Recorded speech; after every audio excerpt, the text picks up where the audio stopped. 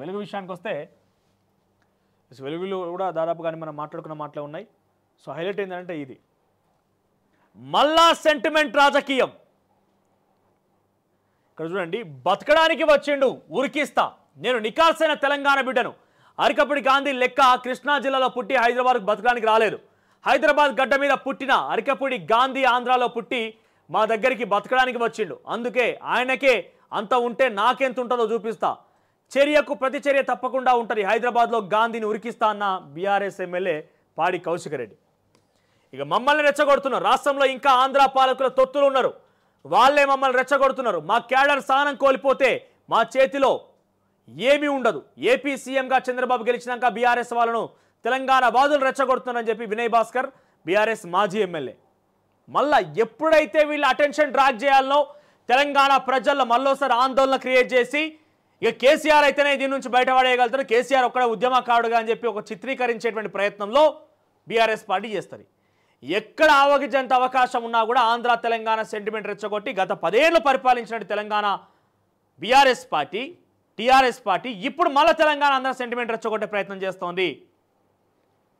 10 ఏళ్ల క్రితం ముచ్చట ఇంకా కూడా తెర మీద తీసుకొస్తుందంటే వాళ్ళ ఇంకా రాజకీయ అస్తిత్వం కోసం కాక ప్రజలు ఇంకా కొట్లాడుతున్నారా? ప్రజలు ఇంకా ఆవేదన ఉన్నదా? అక్కడిక్కడ తేడాలు ఉన్నాయా? మీ దాకా వస్తేనేమో నిజంగా విభేదాలు ఏం లేవు, మనం ఒకటి, ఏదో ప్రాంతంగా విభేదం జరిగి మనం విడిపోయినాం కానీ అన్నదమ్ములు లెక్క కలిసి ఉందామని చెప్పి మాజీ ముఖ్యమంత్రి కేసీఆర్ చెప్పుకుంటూ ఓట్లు దండుకుంటాడు. ఆ తర్వాత మీ ఎమ్మెల్యేలతోనేమో వాళ్ళు రెచ్చగొట్టిస్తారా ఈ మాటలు చెప్పి? ఆంధ్ర తెలంగాణ సెంటిమెంట్ రాజేస్తున్న బీఆర్ఎస్ సొంత పార్టీ ఎమ్మెల్యేలపైనే ఆంధ్ర వ్యక్తిగా ముద్ర. స్థానిక సంస్థల ఇక్కడ చూడండి, ఇది కూడా తప్పు. ఈ కాంగ్రెస్ పార్టీ కండవ కప్పుకునే మనకు సొంత పార్టీ ఎమ్మెల్యే పైన ఏమున్నది?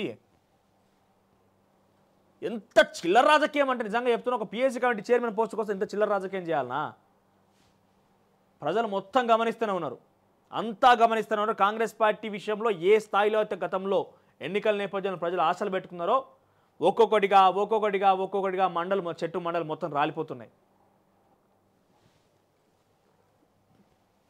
స్థానిక సంస్థల ఎన్నికలకు ముందు ప్రజలు రెచ్చగొట్టే కుట్ర. అధికారంలో ఉన్నప్పుడు ఆంధ్ర లీడర్ను అందలమెక్కించిన కేసీఆర్, కాళేశ్వరం సహా కాంట్రాక్టులన్నీ వాళ్ళకే కట్టబెట్టిన గత ప్రభుత్వం, నాడు సెట్లర్ల అరికానికి ముళ్ళుగుచ్చుకుంటే తన పంటితో తీస్తానన్న గులాబీ బాస్, నేడు ఆంధ్రులకు తెలంగాణ తడాకా చూపెడతామని కౌశిక్ రెడ్డి వ్యాఖ్యలపై మాత్రం సైలెంట్ అయ్యారు. ఎన్నికలు వచ్చిన ప్రతిసారి భావోద్వేగాలు రెచ్చగొడుతున్నారు బీఆర్ఎస్ నేతలు. అధికారంలో ఉన్నప్పుడు ఆంధ్ర లీడర్లకు, ఆంధ్ర కాంట్రాక్టర్లకు నెత్తిన పెట్టుకున్న బీఆర్ఎస్ నేతలు అధికారం కోల్పోవడంతో మరోసారి ఆంధ్ర తెలంగాణ సెంటిమెంట్ రాజేస్తున్నారు. హైదరాబాద్లో ఆంధ్ర లీడర్లకు టికెట్లు ఇచ్చి సెటిలర్ల అరికారికి ముళ్ళుగుచ్చుకుంటే తన పంటితో తీస్తానని చెప్పి నాడు ఓట్లు వేయించుకున్న కేసీఆర్ అండ్ టీం తాజాగా రూటు మార్చింది. బతకడానికి ఆంధ్ర నుంచి హైదరాబాద్ వచ్చినకు తెలంగాణ తడాకా ఏంటో చూపిస్తామంటూ బీఆర్ఎస్ నేత ఎమ్మెల్యే కౌశిక్ రెడ్డి హెచ్చరిస్తుంటే ఆ పార్టీ పెద్ద లీడర్ సైలెంట్గా మద్దతిచ్చారు. ఇక్కడ వాళ్ళకు అవసరం ఉన్నప్పుడు ఆంధ్ర తెలంగాణ గుర్తుకొస్తుంది,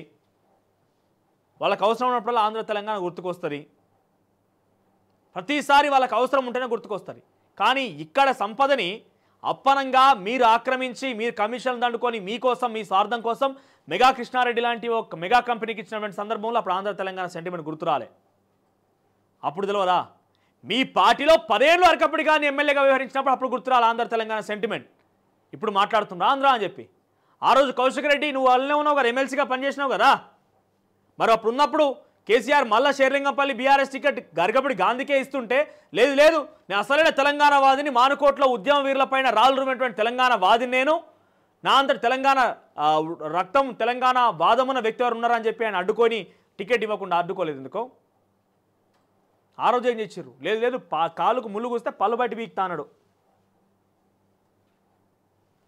వాళ్ళకు అవసరం ఉన్నప్పుడే ప్రజలను రెచ్చగొట్టే ప్రయత్నము ప్రతిసారి ఇదే జరుగుతోంది. దయచేసి రాజకీయ నాయకుల మాయలో పడి కార్యకర్తలైనా సామాన్య ప్రజలైనా కూడా మనం చిక్కుకుంటే ఆ మాయ నుంచి బయట రావడం కష్టం. అదొక ఊబి. వాళ్ళు రోజు మసిబూసి మాడికాయ చేస్తూనే ఉంటారు ఏదో ఒక రకంగా. ఇప్పుడు చూడండి, సొంత పార్టీ ఎమ్మెల్యేల పైన ఆంధ్ర వ్యక్తిగా ముద్రనట. ఎవరు సొంత పార్టీ? మొన్ననే కాంగ్రెస్ పార్టీ చేరే కదా, ఇంకా సొంత పార్టీ ఎక్కడిది? టెక్నికల్గా బీఆర్ఎస్ పార్టీయే కావచ్చు. చిల్లర రాజకీయం ఇదంతా. సో ఇప్పటికి వీటన్నిటి గురించి మనం మాట్లాడుకున్నాం. ఇక చివరిగా నమస్తే తెలంగాణ పేపర్ విషయానికి వస్తే హౌస్ అరెస్ట్లు ఎక్కడికక్కడ హౌస్ అరెస్ట్లు. ఇంత అవసరం లేదు వాస్తవానికి. ఇంత రాద్ధాంతం ఎందుకు, ఇంత సీన్ ఎందుకు? నాకు తెలిసి బీఆర్ఎస్ పార్టీ కూడా కాంగ్రెస్ పార్టీ ట్రాప్లో పడిపోయింది. మీరు పోరాలంటే అనేక సమస్యలు ఉన్నాయి. ఇంకా రైతు రుణమాఫీ గురించి మాట్లాడండి, రైతు బంధు గురించి మాట్లాడండి, మీరు ప్రకటించిన దళిత బంధు గురించి మాట్లాడండి. ఎట్లా మీరు కమిషన్లు ఉన్నారు, మీరైనా స్వచ్ఛందంగా అని చెప్పి కాంగ్రెస్ పార్టీ మీద మీరు పోరాడండి. బీసీ బంధు ఏమైందని అడగండి. మహిళలకు ఇస్తున్నటువంటి 25,000 రూపాయలు ఏమైంది, పింఛన్ ఏమైంది, గ్యాస్ సిలిండర్ సగం మందికి వస్తాను, ఇంకా సగం మందికి వస్తలేదు. కరెంటుకు సంబంధించినటువంటి గృహలక్ష్మి పథకం కూడా కొంతమందికి వస్తాను, కొంతమందికి వస్తలేదు. గృహజ్యోతి, వీటంటి మీద మీరు పోరాడండి. అనేక అంశాలు ఉన్నాయి. ఈ చిల్లర రాజకీయం కోసం ఇంకా ఆయన ఏ పార్టీలు ఉంటేంది, ఏం వస్తేంది, ఏం పోతేంది, ఇంత చిల్లర రాజకీయం కోసం మళ్ళీ కొట్టాడాలనా? మీరు కూడా కాంగ్రెస్ పార్టీ ట్రాప్లో పట్టట్టు కనబడుతున్నది. కాంగ్రెస్ పార్టీ ట్రాప్లో బీఆర్ఎస్ పార్టీ చిక్కుకున్నదా అంటే అవుననే కనబడుతున్నది. మీరు పోరాడాలంటే ఎన్నో సమస్యలు ఉన్నాయి. మీరు నిజంగా లేవనెత్తాలనుకుంటే వాళ్ళు ఇచ్చిన 6 గ్యారెంటీల అంశాన్ని 100 రోజులు అన్నారు. ఇంకా వివరాలకు సప్పులు లేదు. గృహజ్యోతి ఏమైంది, గ్యాస్ సిలిండర్కి సంబంధించి కొంతమందికి వస్తుంది, స్కూటీలు ఏమైనాయి, విద్యార్థులకు ఇస్తానటువంటి అవకాశాలు ఏమైనాయి, వీటి మీద పోరాడి మీరు నిజానికి పోరాడాలనుకుంటే అక్కడ ఎమ్మెల్యేగా ఓడిపోయినప్పటికీ నియోజకవర్గంలో తిరుగుతూ మీరు ఏం జరుగుతున్న విషయాన్ని పరిశీలించి అక్కడ అభివృద్ధి తీసుకొచ్చే ప్రయత్నం చేయండి. ప్రతిపక్షంగా మీ గొంతు వినిపియండి. అరికపుడి గాంధీ వేయండు, దాని నాగేందర్ వేయండు, వాళ్ళు వేయండి, వీళ్ళు అని చెప్పి వాళ్ళ మీద రాద్ధాంతం చేసుకుంటా రోడ్డు మీద ఎక్కి ధర్నాలు చేస్తే మీకు గౌరవం దొరుకుతుందా? పాపం మీరు ప్రజల నుంచి ఏం ఎక్స్పెక్ట్ చేస్తున్నారు? పాపమని ఎక్స్పెక్ట్ చేస్తారు. ప్రజలు మిమ్మల్ని పాపం అనే పరిస్థితి లేదు. మీరు చేసిందేమైనా గర్వకారణమా పాపం అనడానికి? ప్రజా సమస్యల గురించి నిజంగా మీకు చిత్తశుద్ధి ఉంటే రాష్ట్ర ప్రభుత్వం లేవనెత్తిన అంశాల మీద వాళ్ళు ఎందుకు తీర్చడం లేదనే విషయం మీద పోరాడండి. రాస్తారోకలు చేస్తారా, ధర్నాలు చేస్తారా, నిరాహార దీక్షలు చేస్తారా, ఆమరణ నిరాహార దీక్ష చేస్తారా, అట్లా ప్రయత్నం చేయండి. కానీ చిల్లర రాజకీయాల కోసం బీఆర్ఎస్లో ఉన్నాడు, కాంగ్రెస్లో ఉన్నాడు, పీఎస్సీ కమిటీ చైర్మన్ వచ్చింది, మా ఇంటి మీదకి వస్తారా, మీ ఇంటి మీదకి వస్తారా, తొడలు కొట్టుడు, గాజులు పంపించుడు, ఇది ఆ రాజకీయం చేస్తే